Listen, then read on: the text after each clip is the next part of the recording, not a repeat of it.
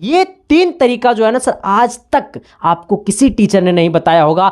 एक स्टेप छोड़ करके लिखनी चाहिए। ये आपको सरकारी बुक है सर।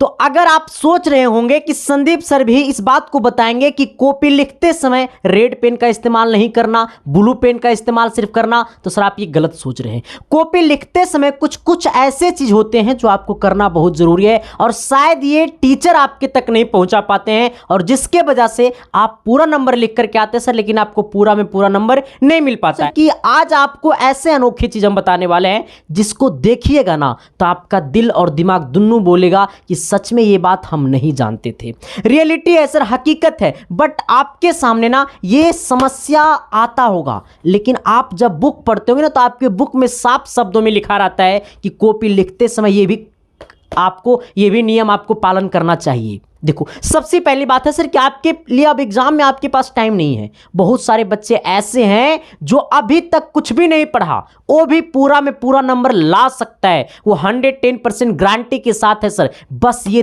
3 नियम आपको फॉलो करना पड़ेगा सर। और ये 3 ऐसे नियम है, ये 3 ऐसे तरीका है जो आपको 110% हम प्रूफ करके दिखाएंगे सर। आपको लगता होगा कि संदीप सर भी इस बात को बताएंगे कि एग्जाम में को पेपर लिखते समय ब्लू पेन का इस्तेमाल करनी चाहिए, रेड पेन का इस्तेमाल नहीं करनी चाहिए। अरे भाई, इस बात को तो आपको ऑलरेडी पहले से पता होगा। ये बात तो 5वां क्लास के बच्चा भी जानता है कि एग्जाम में कॉपी लिखते समय ब्लू पेन का इस्तेमाल करनी चाहिए, ब्लैक पेन का इस्तेमाल करनी चाहिए, ना कि रेड पेन का इस्तेमाल करनी चाहिए। तो ये बात हम आपको क्यों बताएंगे सर? कुछ ऐसे अनोखी चीज होती है जो आपको जानना पड़ेगा सर। और ये बात अगर नहीं जानिएगा तो फिर आपके साथ वही हाल होगा। आप बोर्ड पेपर एग्जाम देकर के घर आइएगा तो कहिएगा कि हमने तो 100 में 100 ठोक दिया था, लेकिन जब रिजल्ट निकलेगा सर तो पता चलेगा कि 100 में आपका 50 ठोका करके आया उधर से।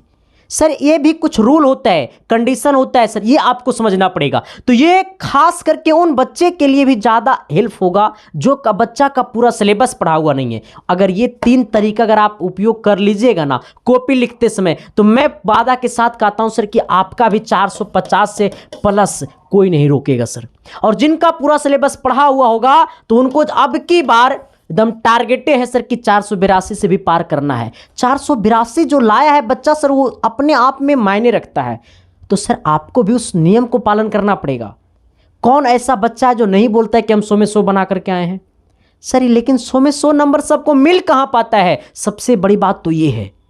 तो सर ये 3 तरीका जो है ना सर, आज तक आपको किसी टीचर ने नहीं बताया होगा। जब ये 3 तरीकों में आपको 1 सेकेंड के अंदर मैं आपको बताऊंगा, तब तक आपको पता चल जाएगा कि रियलिटी में ये बात तो अभी तक किसी ने नहीं बताया था। देखो, सबसे पहली बात है ना सर, आपने बहुत सारा बुक पढ़ा होगा। जैसे मेरे पास देखो एक इतिहास का बुक है, ठीक है, साइंस का बुक। हर एक बुक में साफ शब्दों में लिखा हुआ रहता है कि कॉपी लिखते समय आप भी ये तरीका को उपयोग कीजिएगा, ठीक है। देखो, सबसे पहले बात, पहला तरीका क्या है और कुछ ऐसे टिप्स एंड ट्रिक हम बताने वाले हैं सर जिससे आप झटके में बोर्ड एग्जाम में टॉप कर जाइएगा, ठीक है सर। देखो, हर बच्चा का सपना होता है सर कि शायद हम भी बोर्ड एग्जाम में टॉप कर पाए। कोई अपने, देखो हर बच्चा का सपना होता है, मेरा एक ही को सपना, मेरा भी एक ही को सपना है कि कोई बच्चा अपने घर का टॉपर बने, कोई अपने गाँव का टॉपर बने, कोई अपने स्कूल का टॉपर बने, कोई अपने प्रखंड का टॉपर बने, कोई अपने पंचायत का टॉपर बने, कोई अपने जिला का टॉपर बने, कोई अपने बिहार का टॉपर बने। लेकिन सर हर बच्चा, हर घर में एक टॉपर होनी चाहिए, ठीक है। देखो, सबसे पहली बात है ना सर, आप इस बात को समझिएगा कि आपके सामने ये पहला तरीका है, ठीक है सर। ये पहला तरीका है। दूसरा तरीका जो हम बताने वाले हैं सर, उसमें आपको क्वेश्चन का आंसर आप नहीं हो जानिएगा ना, तब वो आप सही करके बना के चलाइएगा। वो क्या तरीका है मैं बताऊंगा। देखो, सबसे पहली बात है सर कि आपके सामने ना, देखो इस बात को आप समझिएगा कि देखिए यहाँ पे देखिए क्या होता है ना, आप लोग यहाँ पे देखो, जैसे देखो यहाँ पे क्या लिखा है, औद्योगिकरण की समस्या। अब देखो सर, आप लोग क्या करते हैं, जैसे यहाँ पे सवाल हमने आपके सामने दिया है कि प्रतिरोध किसे कहते हैं, तो आप लोग क्या करते हैं, तुरंत इसके नीचे वाले लाइन में तुरंत आंसर लिखते हैं और तुरंत यहीं से कह देते हैं कि चालक पदार्थ का वह गुण। नहीं भाई, ये गलत तरीका है। सवाल जो लिखा हुआ रहता है ना सर, इसका एक स्टेप छोड़ करके लिखनी चाहिए। ये आपको सरकारी बुक है सर, और ये एग्जामिनर भी इस बात को बोलता है कि ऐसे आपको लिखनी चाहिए, ठीक है। तो जैसे ही आपके सामने क्वेश्चंस आएगा ना सर, तो क्वेश्चंस के नीचे में आइएगा और थोड़ा सा ना छोड़ दीजिएगा, ठीक है। थोड़ा सा छोड़ दीजिएगा, इसके बाद यहाँ से लिखना चालू कर दीजिएगा, फिर आगे वाले लाइन में आप सटा के लिख दीजिएगा। इतना बेहतरीन लिखिएगा सर तो आपके नंबर कोई काटेगा रे भाई, नहीं काटेगा। ऐसा नहीं कि हम रेड पेन से लिखे तो तुम रेड पेन चला देना, मास्टरवा तो रेड पेन से बताया था ना रे बाबा ना, ब्लू चाहे ब्लैक पेन का इस्तेमाल करना, ठीक है ना। तो आपको यहां से लिखना कि चालक पदार्थ का वह गुण जो उस पदार्थ से होकर प्रवाहित होने वाली विद्युत धारा का विरोध करता है उसे प्रतिरोध कहते हैं। कितना अच्छा से अब हम यहीं से लिख देते हैं कि सटा के कि चालक। अरे भाई मज़ा नहीं आएगा ऐसे में, ऐसे में आपका नंबर जो 2 नंबर का ये तरीका गलत है सर, ये बिल्कुल ये तरीका गलत है। अगर आप यहाँ से सटा के लिख रहे हैं तो ठीक है, ये तरीका बिल्कुल क्या है, सही है सर। तो पहला तरीका क्या होनी चाहिए कि आप अपने कॉपी में आंसर लिखते हैं तो एक स्टेप थोड़ा सा छोड़ देना है, इसके बाद आपको आंसर लिखना है। पहला तरीका समझ में आ गया, एक स्टेप छोड़ देना तब आंसर लिखना है। जैसे मान लो क्वेश्चन नंबर 2 का हम आंसर लिख रहे हैं, ठीक है, सपोज मान लो 2 नंबर क्वेश्चन का हम लोग क्या लिख रहे हैं, आंसर लिख रहे हैं, तो इतना दूर छोड़ देना, ठीक है। इसके बाद यहां से लिखना कि चालक, यहां से लिखना इतना छोड़ देना, फिर आगे वाला लाइन में आप इस पूरा को भर के चले जाना, कोई दिक्कत नहीं है सर। अब दूसरी बात क्या है मैं आपको बताता हूं सर। अब दूसरी बात तो मेरा सुनो, पहले मेरा बात सुनो, दूसरी बात पहले मेरा सुनो। अब देखो सर दूसरी बात क्या मैं आपको बता रहा हूं, इस बात को आप समझना थोड़ी सी। ये पहला बात तो क्लियर हो गया कि एक स्टेप छोड़ करके लिखना है। दूसरी बात क्या है, अभी दूसरी बात बताऊंगा, लेकिन दूसरी बात बताने से पहले एक बात और बता देना चाहता हूं उसी में, ठीक है। पहले वाला में क्या कि जब आप कॉपी लिखते हैं ना सर, तो हमेशा इस बात को कोशिश करिए कि ज़्यादातर के क्वेश्चन को आप ब्लू पेन से ही लिखिए, ठीक है। ज़्यादातर के ब्लैक पेन का भी इस्तेमाल करने की कोशिश नहीं कीजिए, समस्या हो जाता है भाई, दिक्कत हो जाएगा मेरे भाई, ठीक है। अब आना सर थोड़ी सी सवाल, अब दूसरा टॉपिक की तरफ, इसमें अब कुछ और हम टिप्स एंड ट्रिक भी बताएंगे, ठीक है। 2 नंबर की तरफ आना। देखो सर, जैसे 2 नंबर में आपके सामने क्वेश्चन से लिखा हुआ कि विद्युत धारा किसे कहते हैं, पता नहीं है विद्युत धारा किसे कहते हैं। अब ये क्या किया कि इस क्वेश्चन को छोड़ दिया और आगे वाला सवाल को बनाना चालू कर दिया, इसको छोड़िए देगा, बनेबे नहीं करेगा। सर ज़िंदगी ऐसे नहीं जिया जाता है मेरे भाई, कुछ तकनीक और तरीका लगाना पड़ेगा, क्योंकि पढ़ाई तो सब कोई करता है सर, लेकिन किसी ने अलग लेवल का पढ़ाई करता है। इस बात को आप देखोगे अपने गांव में कि जो लड़का 12 घंटा पढ़ता है मतलब, और जो लड़का 3 घंटा पढ़ता है, इसका 400 में अटक जाता है, इसका 450 440 प्लस आता है कम समय में पढ़ते हुए भी। पता है क्यों? तरीका होनी चाहिए कॉपी लिखने का। कॉपी लिखते समय क्या क्या नहीं करनी चाहिए, इस बात को भी हमको ध्यान में रखना है। अब आपको पता है कि विद्युत धारा किसे कहते हैं, पता नहीं है। अब क्या करना यहाँ पे है सर, आपको तो ये पता है ना कि विद्युत जो धारा होता है सर, वो इलेक्ट्रिसिटी, मतलब विद्युत इलेक्ट्रिसिटी चैप्टर का ये चीज़ है। अब आप ऐसे लिखिएगा, देखो कैसे मिला के कैसे लिखना है सर, इस बात को समझना। कैसे मास्टर के आंख में धूली झोंक देना है, देते हो जैसे, देखो इस बात को समझना थोड़ी सी आप। अगर आप इस क्वेश्चन को छोड़ दीजिएगा, इसका आंसर आप नहीं लिखिएगा, इस क्वेश्चन को छोड़ दीजिएगा, इसका आंसर आप नहीं लिखिएगा, तो क्या आपको 1 आध नंबर मिलने वाला है? नहीं मिलने वाला है। अगर इस क्वेश्चन को छोड़ दीजिएगा, नहीं लिखिएगा, तो इसमें 1 नंबर मिलने वाला है? नहीं मिलने वाला है, बिल्कुल नहीं मिलने वाला है सर। मिलेगा? नहीं मिलेगा। अगर हम इसमें कुछ ना कुछ लिख देते हैं तो मास्टर का चश्मा वाला रहा तो 2 नंबर में 2 नंबर मिलेगा। अगर थोड़ा सा चश्मा पहन के जांच रहा है मास्टर कॉपी, तो 2 नंबर में 1 नंबर मिलेगा। लेकिन कुछ लिख देने से 1 नंबर तो मिलेगा, जिसमें कुछ भी नहीं मिल रहा था उसमें 1 नंबर तो मिलेगा ना। अब देखो सर इसमें क्या लिखना है, अब वो तरीका हम आपको बताते हैं। देखो अब यहां से लिखना है कि विद्युत धारा का परिभाषा हमको याद नहीं है, तो पता है क्या लिखना है कि विद्युत धारा जो होता है वो हमारा एक तरह से ऐसे लिखना है, विद्युत धारा चार्ज पे, मतलब ऐसे लिखते जाना है कि विद्युत धारा या इलेक्ट्रिसिटी, विद्युत धारा विद्युत चैप्टर का एक पार्ट है जो करंट को पास करता है, जो मनाता है सो लिख दो, ठीक है। जो विद्युत, तो पता है विद्युत का मतलब होता है करंट, तो लिखते जाओ करंट का एक प्रकार होता है, दुनियादारी जो मन में आता है सो लिखते जाओ। विद्युत धारा बोले तो सर तो दृष्ट धारा भी होता है, प्रत्यावर्ती धारा भी होता है, कुछ ना कुछ 30 अंक, जितना अंक में बोलेगा उतना अंक में लिख देना है, कुछ ना कुछ लिख देना है। विद्युत धारा का ऐसा है मात्रक एम्पेयर होता है, इसे एमीटर से नापा जाता है, उसी को विद्युत धारा कहते हैं।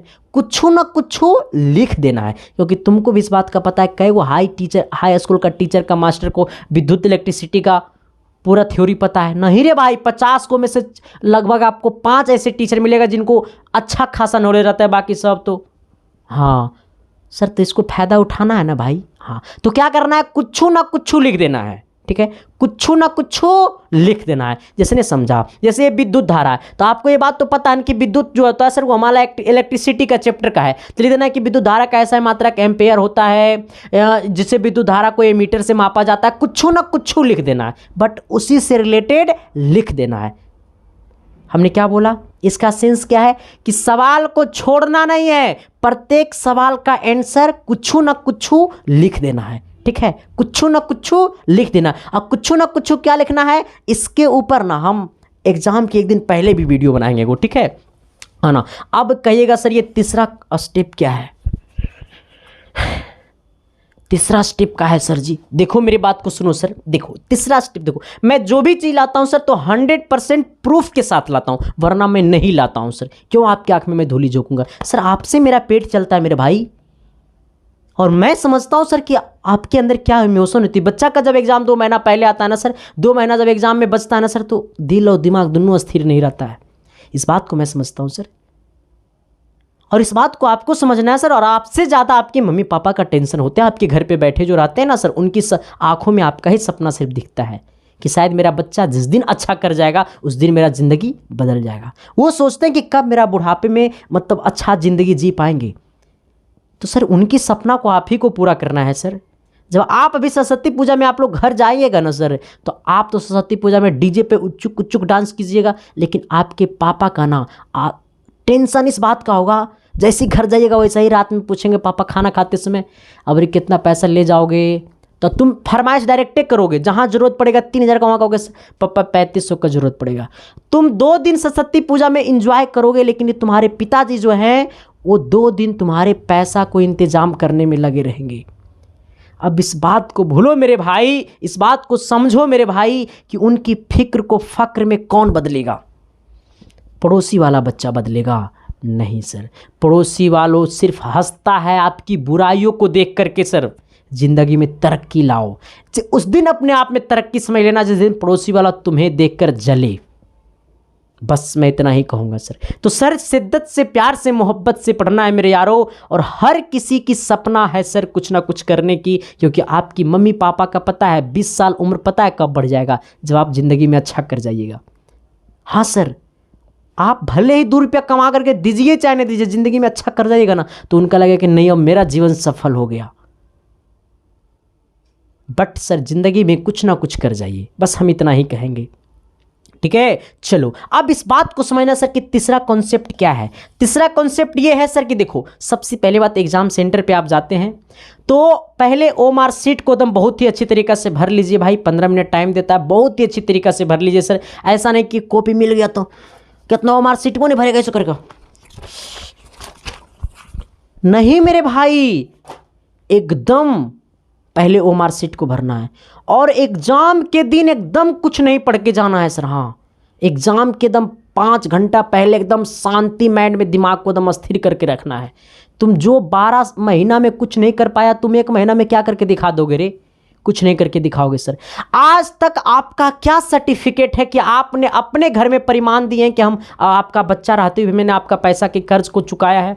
आज तक आप कुछ सर्टिफिकेट दिए हैं मम्मी पापा को कि आपने जिस बच्चे के ऊपर खर्चा किया है वो बच्चा आपका पढ़ के देखो कितना अच्छा कर गया है? नहीं दिए सर। ये पहला सर्टिफिकेट घर में दिखाने वाले हैं कि आपने जो मेरे ऊपर 10 साल खर्चा किया है पैसा, उसका 10th का मार्कशीट में चमकेगा आपका नंबर का, उनका पैसा का कर्ज सर।